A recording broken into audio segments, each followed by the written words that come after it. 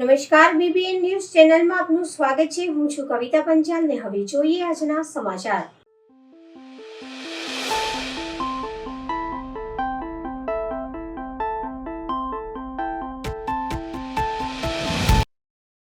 કારેલીબાગ આમ્રપાલી પાસે અકસ્માત સર્જાયો। વડોદરા શહેર કારેલીબાગ આમ્રપાલી 4 રસ્તા પાસે એક ગાડી દ્વારા અકસ્માત।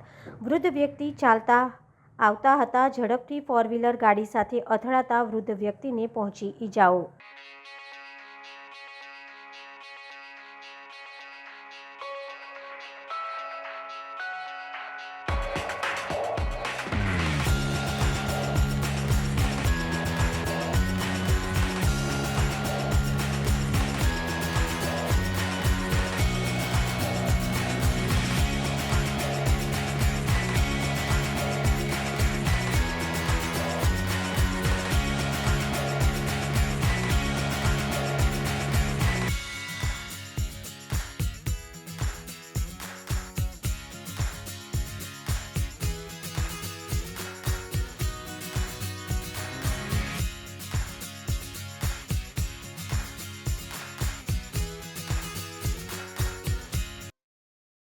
વડોદરા શહેરમાં અગત્યની જગ્યા ઉપર અનાઉન્સમેન્ટ સિસ્ટમ લગાડવામાં આવેલ છે। તેના દ્વારા લોકોને હેલ્મેટ પહેરો, ચાલુ ગાડીએ ફોન ન વાપરો તેમજ ઝેબ્રા ક્રોસિંગની પાછળ ઊભા રહો જેવી સૂચનાઓ આપવામાં આવી છે, જેથી કરીને વડોદરા શહેરમાં અકસ્માતો થતા હોય છે તે ન થાય તેથી કરીને આ એનાઉન્સમેન્ટ સિસ્ટમ લગાડવામાં આવી છે। સીપી સાહેબના સૂચનાના માર્ગદર્શન પ્રમાણે આપણા સિટીની અંદર જે અગત્યની જગ્યા ઉપર 40 જેટલા એનાઉન્સમેન્ટ સિસ્ટમ લાગેલા છે, એનો ઉપયોગ કરી અને ટ્રાફિકના જે વાહનો છે એ વાહન ચાલકોને અવેર કરવાનો નવતર પ્રયાસ કર્યો છે, જેની અંદર ઝીબ્રા ક્રોસિંગની પાછળ ઊભા રહો, હેલ્મેટ પહેરો, સીટ બેલ્ટ પહેરો, સિગ્નલ ના તોડો, ચાલુ ગાડી ફોન પર વાત ના કરો વગેરે એનાઉન્સમેન્ટ કરી અને કોઈ વાહન ચાલકને નુકસાન ન થાય કે સામેવાળાને નુકસાન ન થાય એવો પ્રયત્ન કર્યો છે। આટલું અવેરનેસ હોવા છતાં એક્સિડન્ટો થાય છે અને મરણ થાય છે એનું કારણ શું? એ અવેરનેસની વાત જ એ છે કે અમે અવેર કરીએ છીએ તેમ છતાં જે પબ્લિક અવેર ના થાય, હેલ્મેટ ન પહેરે કે ટ્રાફિકના રૂલ્સનું પાલન ન કરે એના કારણે અકસ્માતો થઈ શકે છે। એટલે આપના માધ્યમથી હું તમામને કહેવા માગીશ શહેરીજનોને કે ટ્રાફિક રૂલનું પાલન કરે જેથી અકસ્માત ટળી શકે।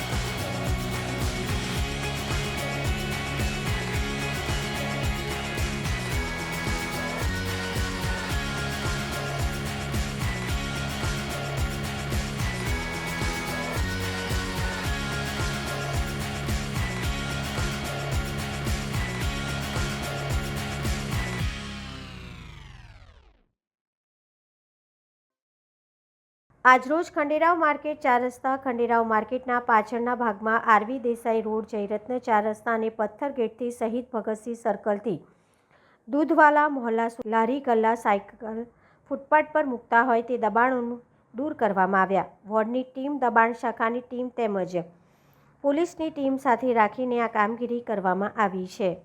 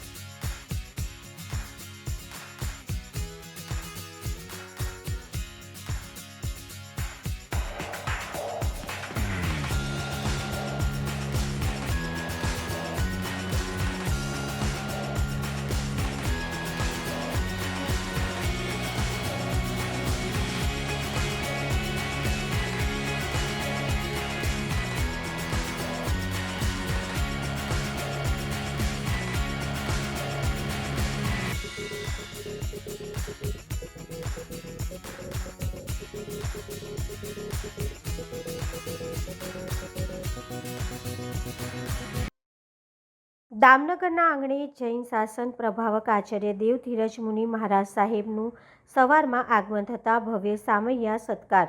દામનગર શહેરમાં સૈયાદાન મહાદાનના પ્રણેતા શતાધિક ઉપાશ્રય નિર્માણ પ્રેરક પૂજ્ય ગુરુદેવ શ્રી ધીરજ મુનિ મસાના આગમનથી હરખ નિહેલી. પૂજ્ય ગુરુદેવ શ્રી ધીરજ મુનિ મસા દામનગર શ્રી સંઘમાં તારીખ 5 માર્ચ 2025 ને બુધવારે સવારે 8 કલાકે પાવન પંથરામણી કરી સર્વ ભાવિકજનોને ભુરકિયા ચોકડી સામે સામૈયા માટે હાજર રહ્યા હતા. સંતોના પગલા પુણ્યના ઢગલા સાથે સરળ સ્વભાવી પૂજ્ય સતીરત્ન તારાજી મસાના સૃષ્યા પૂજી ગુણીજી મસા એવં પૂજ્ય લીનાજી મસા સમેત પધરામણીમાં ધર્મ ઉલ્લાસ છવાયો હતો.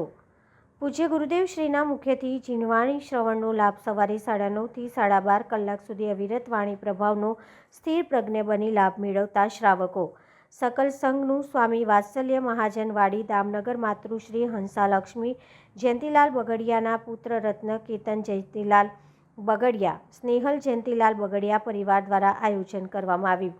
પૂજ્ય આચાર્ય દેવ ધીરજ મુનિ મહારાજ સાહેબના આગમનથી ખૂબ મોટી સંખ્યામાં જૈનજનો ઉપસ્થિત રહી ધર્મ લાભ મેળવ્યો હતો.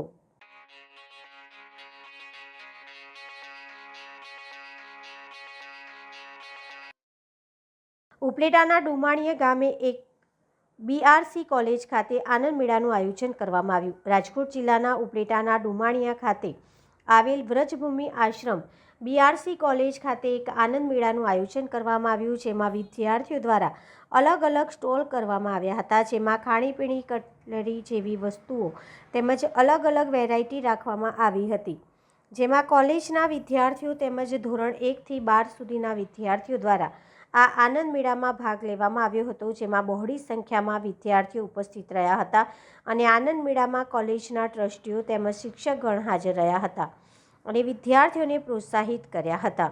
નમસ્તે, હું રેશમા પટેલ, વ્રજભૂમિ શૈક્ષણિક સંકુલના ટ્રસ્ટી છું. આજે અમે અહીંયા એક આનંદ મેળાનું આયોજન કરેલું હતું. તેમનું ઉદ્ઘાટન સંસ્થાના સ્થાપક શ્રી વણવરે કર્યું હતું અને તેમને પણ આ આનંદ મેળામાં જ્યારે એ આવ્યા અને એને જોયું ત્યારે એ પણ ખૂબ જ પ્રભાવિત થયા કે મારા આ સંકુલમાં ભણતા છોકરાઓ જે પહેલા ધોરણથી માસ્ટર ડિગ્રી સુધીના બધા જ છોકરાઓએ પાર્ટિસિપેટ કર્યું હતું અને બધા જ છોકરાઓએ આનંદ મેળામાં કંઈક ને કંઈક વસ્તુઓ માટે સ્ટોલ નાખેલા હતા. કોઈ ફૂડ આઇટમના સ્ટોલ હતા, કોઈ કટલેરીઝના સ્ટોલ હતા, કોઈ પણ હાથે બનાવેલી હેન્ડીક્રાફ્ટના સ્ટોલ પણ હતા અને તેઓ પોતામાં રહેલી જે પ્રતિભાઓ છોકરાઓમાં છે એ કઈ રીતે બહાર લઈ આવી, એ લોકોને કઈ રીતે કામ કરવું, બિઝનેસ કઈ રીતે કરવો, એનું પ્રેક્ટિકલી નોલેજ એમને વધે એ માટે આજે આનંદ મેળાનું આયોજન કર્યું હતું. અને આ આનંદ મેળામાં અમારે બહારથી પણ ગેસ્ટ આવેલા હતા. તેઓ પણ ખૂબ જ પ્રભાવિત થયા. તેઓએ પણ ખૂબ આ આનંદ મેળાને એન્જોય કર્યો હતો. અને આ આનંદ મેળામાં મારા સ્ટાફે પણ ખૂબ જ સારી રીતે છોકરાઓને નોલેજ આપ્યું છે, એને સપોર્ટ પણ કર્યો છે અને ખૂબ જ સફળ રહ્યું છે આ આયોજન અમારું. નમસ્તે, મારું નામ બાલેરા પરેશ છે અને હું વ્રજભૂમિ શૈક્ષણિક સંકુલની અંદર નર્સિંગનો 3rd યરનો વિદ્યાર્થી છું. આજ રોજ અમારી સંસ્થાની અંદર આનંદ મેળાનું આયોજન કરવામાં આવેલું હતું, જેની અંદર વિવિધ સ્ટોલો ઉપલબ્ધ કરવામાં આવી હતી, જેની અંદર ખાણીપીણીથી લઈને કટલેરીથી લઈને એકો-એક વસ્તુ ઉપલબ્ધ હતી. અને એનું જે કોમ્યુનિકેશન અને જે એની કમ્યુનિકેશનથી લઈ અને અમારી અંદર બધેની આવડત ઉજાગર થાય અને અમે કંઈક બિઝનેસ તરફ આગળ વધીએ. બસ ખાલી નોલેજ મેળવવું એ મહત્વનું નથી, પણ એ નોલેજને આપણે વાસ્તવિક જીવનમાં કેવી રીતે ઉપયોગ કરી શકીએ એ પણ મહત્વનું છે. એ જ હેતુથી આજરોજ જે આનંદ મેળાનું આયોજન કરવામાં આવેલું હતું, તેની અંદર 5 રૂપિયાની વસ્તુથી લઈને મોટી મોટી આઇટમોથી લઈને ખાણીપીણીથી લઈને બધી વસ્તુ અવેલેબલ હતી. અમે વળી ચડીને એમાં હિસ્સો લીધો હતો. મેં પણ એમાં હિસ્સો લીધો હતો, જેની અંદર અમે વિવિધ વાનગીઓ વેચી અને ખૂબ નફો કમાણા છીએ. અને આના આયોજનના ભાગરૂપે અહીંના જે સ્ટાફ છે એને અમને પૂરતી મદદ કરી છે. જે વસ્તુ ઘટતી હોય બધી વસ્તુ અવેલેબલ કરાવી છે, જેની અંદર નાના ભૂલકાઓથી લઈ પહેલા ધોરણમાં અભ્યાસ કરતાથી લઈને 12મા ધોરણ સુધી, એ પછી nursing, B Ed, DRS college, MRS college, B Ed નર્સિંગના વિદ્યાર્થીઓ બધા લોકોએ એમાં ખૂબ ભાવપૂર્વક ભાગ લીધો હતો અને ખાવાનું બનાવ્યું, પોતે પણ જમ્યા અને બીજાને પણ જમાડ્યા અને ખૂબ ફાયદો કમાવ્યો, ખૂબ નફો કમાવ્યો અને અમને લોકોને ખૂબ મજા આવી. અને આવડી મોટી સંસ્થાની અંદર આવડું મોટું આનંદ મેળાનું આયોજન કર્યું એ બદલ એમનો ખૂબ ખૂબ આભાર અને ખૂબ મજા આવી.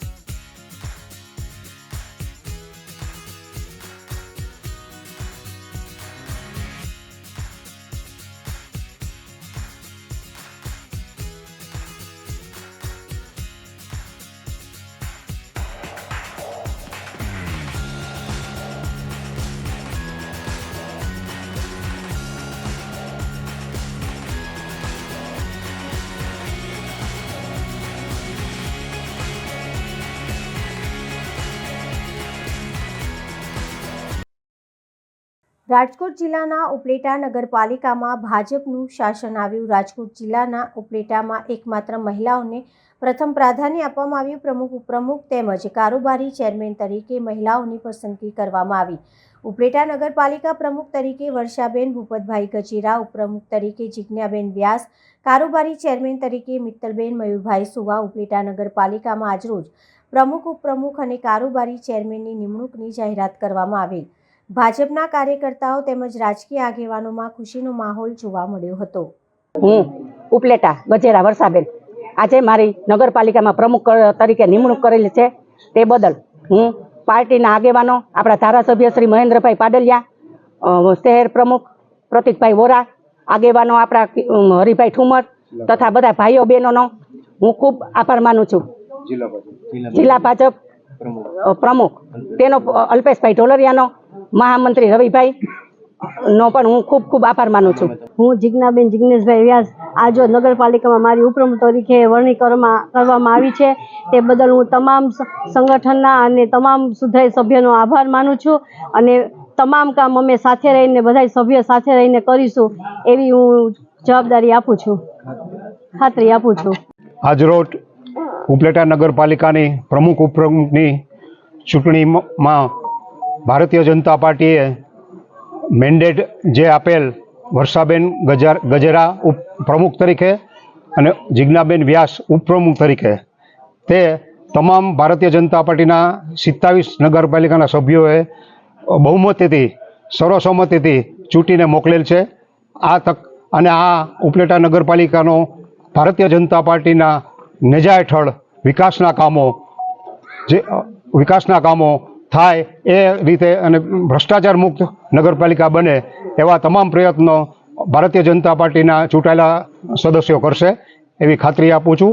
મેન્ડેટને વ્હીપને બધાએ જંગી બહુમતીથી 27 સભ્યોએ બહુમતીથી ચૂંટી કાઢેલ છે. હાલ જે 3 મહિલાઓને પ્રાધાન્ય આપવામાં શું કહેશો આ બાબતે?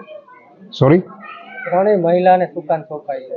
હા, 3 મહિલાને પ્રતિનિધિત્વ આપવું એ આપણે સારા ભારત અને ગુજરાતમાં મહિલા કેમ પ્રતિનિધિત્વ કરે અને રાજકારણમાં કેવી રીતે સક્રિય બને એ પ્રયત્ન રૂપે ભારતીય જનતા પાર્ટીએ મહિલાને પ્રાધાન્ય આપ્યું છે.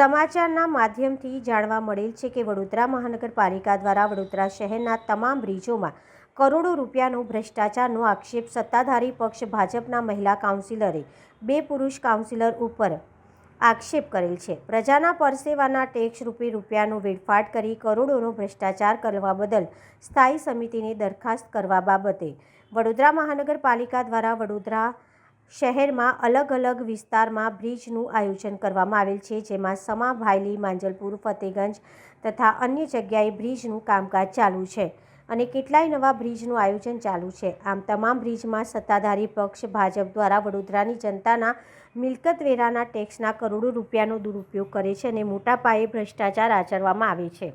જેમાં સમાચારના માધ્યમથી જાણવા મળેલ છે કે સત્તાધારી પક્ષના જ મહિલા કાઉન્સિલરોનો પણ આ બાબતે 2 પુરુષ કાઉન્સિલર ઉપર કરોડોના ભ્રષ્ટાચાર થયાનો આક્ષેપ કરેલ છે.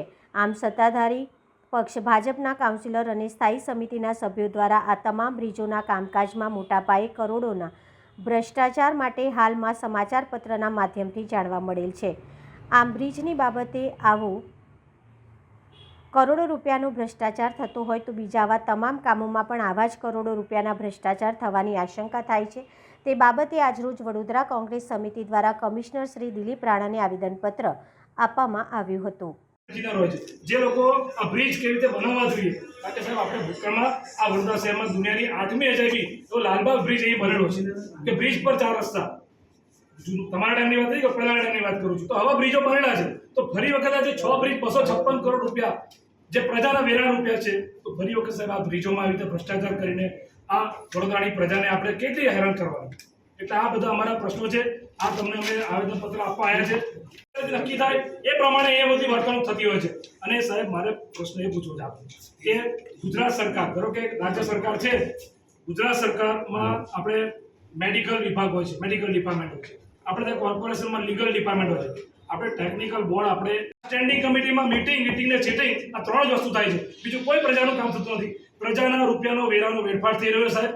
જે પરસેવાના રૂપિયાથી પબ્લિક ટેક્સ ભરે છે એ ટેક્સનો વેડફાટ થઈ રહ્યો છે અને પ્રજાની લાગણી લઈને અમે તમારી પાસે આવ્યા છીએ. કારણ કે આ જે ડિઝાઇન ખોટી છે, જૂની ડિઝાઇનથી બ્રિજ બનાવવો જોઈએ, બીજા કહે છે નવી ડિઝાઇનથી બ્રિજ બનાવવો જોઈએ, કોઈ કહે છે 1 પિલ્લરવાળો બનાવો, કોઈ કહે છે 2 પિલ્લરવાળો બનાવો. સાહેબ આમાં આજે સ્ટેન્ડિંગ કમિટીમાં જે બીજેપીના કોર્પોરેટરો બેઠા છે, આમાં કોઈને કોલમ અને બીમની ખબર છે ખરી? હું તો કોમર્સનો ગ્રેજ્યુએટ છું એટલે મને તો ખબર નથી. ટેકનિકલનો એટલે તમને વધારે હશે મારા કરતાં. પણ જે સ્ટેન્ડિંગ કમિટીના સભ્યો બેઠા છે એમને કોલમ બીમની ખબર નથી અને એ લોકો જે બ્રિજોના નામે જે ભ્રષ્ટાચાર થઈ રહ્યો છે અને આ ભ્રષ્ટાચારના આક્ષેપ સ્ટેન્ડિંગ કમિટીના સભ્યોએ કર્યા છે. સાહેબ અગાઉ પણ અમે લેખિતમાં આવેદનપત્ર આપેલું છે, રજૂઆત કરી છે કે ત્યાં મોરબીમાં જે બ્રિજનો બનાવ બન્યો હતો તેની સ્ટેન્ડિંગ કમિટી ડિસોલ્વ કરવી. બી કામ આવે કમિશનમાં એ લોકોએ સીધો આક્ષેપ કર્યો છે કમિશનર કે આમાં ભ્રષ્ટાચાર દરખાસ્ત કમિશનર મોકલતા હોય અને તમે આક્ષેપ કરો તો એની ઇન્કવાયરી કરો. એ વ્યક્તિ કઈથી બોલે છે અને કેવી રીતે બોલે છે આમાં ભ્રષ્ટાચાર થયો છે. જો ભ્રષ્ટાચાર થયો તો ઇન્કવાયરી કરાવો અને આ કામને રિજેક્ટ કરી દો. સવાલ એ છે કે દરેક કામની અંદર એમના અંદર લડતા હોય છે કાયમ માટે અને એકબીજા પર આક્ષેપ કરતા હોય છે. આવી સ્ટેન્ડિંગ કમિટી મેં પહેલી વખત જોઉં છું જે કમિશનરની મોકલેલી દરખાસ્ત ઉપર હંમેશા ભ્રષ્ટાચારને આરોપો મૂકતા હોય છે. આવા તમામ સભાસદો જે ડાયરેક્ટ આક્ષેપ કરે છે એમના ઉપર ઇન્કવાયરી કરો એવું મારું માનવું છે. અને કામ જાય તો યસ ઓર નો કરીને પાછું મોકલી દે પણ ભ્રષ્ટાચારના આરોપ ના મૂકે એ પ્રમાણેની કાર્યવાહી કરો.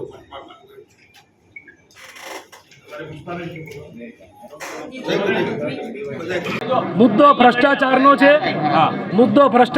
છે ભાજપના ભ્રષ્ટ વહીવટનો છે. કારણ કે આ ભારતીય જનતા પાર્ટીના ભ્રષ્ટ શાસનમાં આ વડોદરા શહેરની શું દુર્દશા થઈ છે એ આપણે સૌએ જોયું છે. આ વડોદરા શહેરે દર વર્ષે પાણીના પૂર જોયા, એમાં તો ગત વર્ષે તો 3 વખત પૂર જોયા, લોકો ભૂખ્યા તરસ્યા રહ્યા. ત્યારે આ સ્ટેન્ડિંગ કમિટીના ચેરમેન જે બહુ જ જ્ઞાની છે એવું કહેતા હતા મીડિયામાં કે વડોદરાની પ્રજાજનોએ બોટ વસાવવી પડશે, હોડી વસાવવી પડશે, દોરડા વસાવો, ટ્યુબ વસાવો. એટલે આ લોકો કશું નહીં કરે, ભગવાન ભરોસે મૂક્યા છે. આજે જે મુદ્દા પર રજૂઆત કરવા આવ્યા છે, સ્ટેન્ડિંગ કમિટીના ભાજપના મહિલા કાઉન્સિલરે સ્ટેન્ડિંગ કમિટીના જે 2 પુરુષ કાઉન્સિલરો છે એમની પર આક્ષેપ કર્યો કે આ લોકોએ કરોડો રૂપિયાની ખાયકી કરી છે અને પેપરમાં આવ્યું છે, મીડિયામાં આવ્યું છે. અમારો પ્રશ્ન એ છે કે આ સ્ટેન્ડિંગ કમિટીમાં જે સભ્યો છે એ લોકો બધા એકબીજાની પર આક્ષેપ કરી રહ્યા છે તો વડોદરા શહેરની પ્રજાને કેવી રીતે વિશ્વાસ આવશે? આ બ્રિજના નામે જે ભ્રષ્ટાચાર વડોદરા શહેરમાં થઈ રહ્યો છે, શું આપણે ફરીથી આ લાલબાગ જેવો જે દુનિયાની 8મી અજાયબી છે એવો બ્રિજ તમારે વડોદરાને આપવાનો છે? અરે ભ્રષ્ટ શાસકો, શરમ કરો, શરમ આવી જોઈએ. 30 વર્ષ વડોદરાની પ્રજાએ તમારી પર વિશ્વાસ મૂક્યો, તમને ખોબરીને વોટ આપ્યા, મેયર એમના, ધારાસભ્ય એમના, સાંસદ એમના, બધા કોર્પોરેટર એમના, તો પણ વડોદરા શહેરનો સાચા અર્થમાં વિકાસ થતો નથી. આજે બુદ્ધિપૂર્વકનું આયોજન નથી આ લોકો પાસે. આ વડોદરા શહેરમાં સારા આર્કિટેક્ટ છે, સારા સ્ટ્રક્ચર એન્જિનિયર છે, હું ઓળખું છું, તમે ઓળખો છો. જો સાચો વિકાસ કરવો હોય તો આ બધાને બોલાવીને કરાય. પરંતુ તમે જુઓ આ ભાજપની કામગીરી કે જે ભાયલી વાસનાની પ્રજા બૂમો પાડીને થકી ગઈ, અમને બ્રિજ નથી જોઈતો. જે નર્મદાની કેનલ ગોત્રીથી પસાર થાય છે ત્યાં સાયફનથી કામ થઈ જાય, ત્યાં બ્રિજ બનાવે છે. જેમ માંજલપુરમાં બ્રિજ બનીને તૈયાર છે 56 કરોડનો, બોર્ડની પરીક્ષા ચાલે છે, લોકોને હેરાનગતિ થઈ રહી છે, તો એ બ્રિજ ચાલુ નથી કરતા, એ બ્રિજ બનીને તૈયાર છે. અને સમામાં જે બ્રિજનું કામ ચાલી રહ્યું છે કે જ્યાં આ ભાજપના સ્ટેન્ડિંગ કમિટીના સભ્યોની નજર છે. કેમ? કારણ કે એ લોકો જ કહે છે કે ભ્રષ્ટાચાર થઈ રહ્યો છે. એમાંના 2 સભ્યો મીડિયા લઈને બ્રિજ પાસે જઈને ઇન્ટરવ્યૂ આપ્યું કે આ ડિઝાઇન નહીં ચાલે, પેલી ડિઝાઇન નહીં ચાલે. બીજા સભ્યએ, મહિલા સભ્યએ આક્ષેપ કર્યો 2 સભ્યો પર.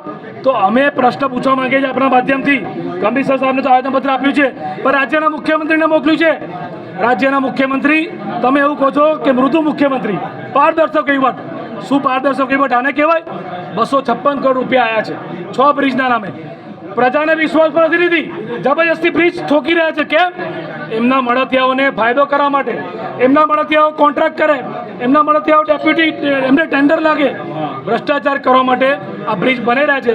જો સાચા અર્થમાં બ્રિજ બનતો હોય, પ્રજાનો વિકાસ થતો હોય તો પ્રજા વિરોધ ના કરે. તમે વિચાર કરો કે આજે 6000 કરોડનું બજેટ, અમે જ્યારે વડોદરા શહેરમાં પાણી ભરાયા હતા, પૂર આવ્યું, કોંગ્રેસ પાર્ટીએ કીધું કે તમે લોકોમાં જો ભાજપના શાસકોમાં માનવતા હોય તો વડોદરાની પ્રજાનો વેરો માફ કરો. માફ કરવાની વાત તો દૂર, આજે પણ વેરાની કડક ઉઘરાણી કરી રહ્યા છે. એટલે પ્રજાનું વિચારતા નથી. પ્રજા બિચારી પરસેવો પાડીને મહેનત કરીને ટેક્સ ભરીને પ્રજા ભરી જાય અને તમે લોકો અહીંયા પ્રજાના પૈસા તાકતથી ના કરો. એર કન્ડિશનમાં બેસો, પેટ્રોલ ડીઝલની ગાડીઓ વાપરો, સાયરનવાળી ગાડીઓ વાપરો, પ્રજાના પૈસા તાકતથી ના કરવાના.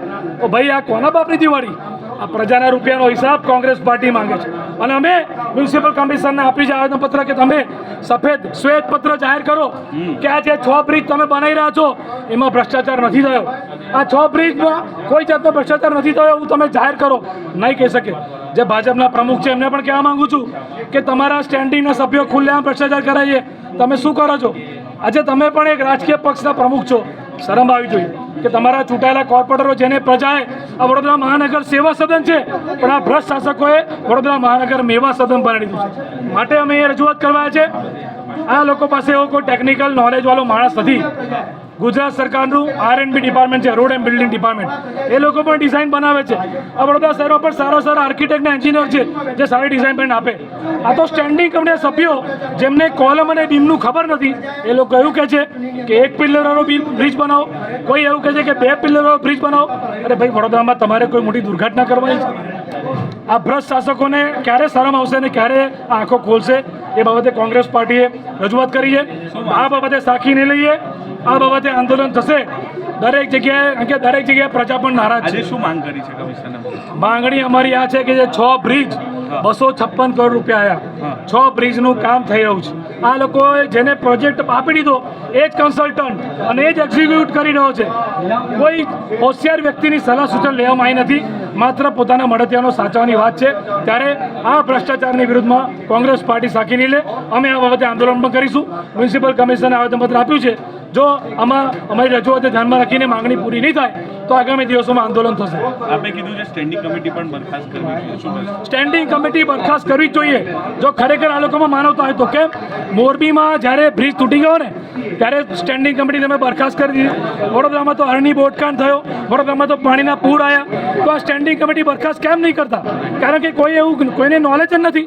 માત્ર ત્યાં ઇટિંગ, મીટિંગ અને ચીટિંગ 3 જ વસ્તુ થાય છે.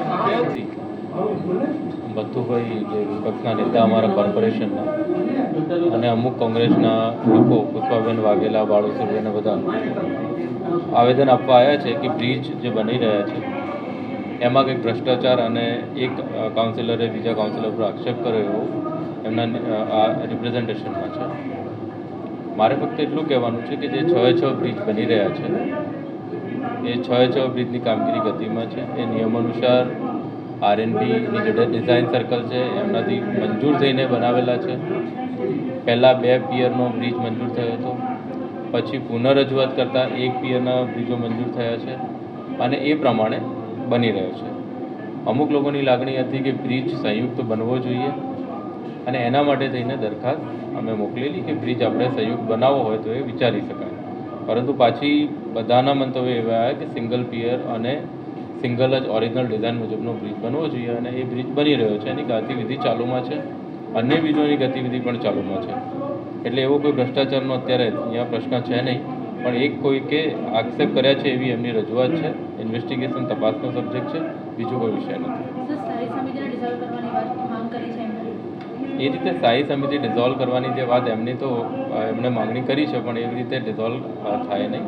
એ તો એના ઠોસ કારણો હોવા જોઈએ અને રાજ્ય સરકારને બધાના પાવર અને GPMC એક્ટ મુજબ થાય.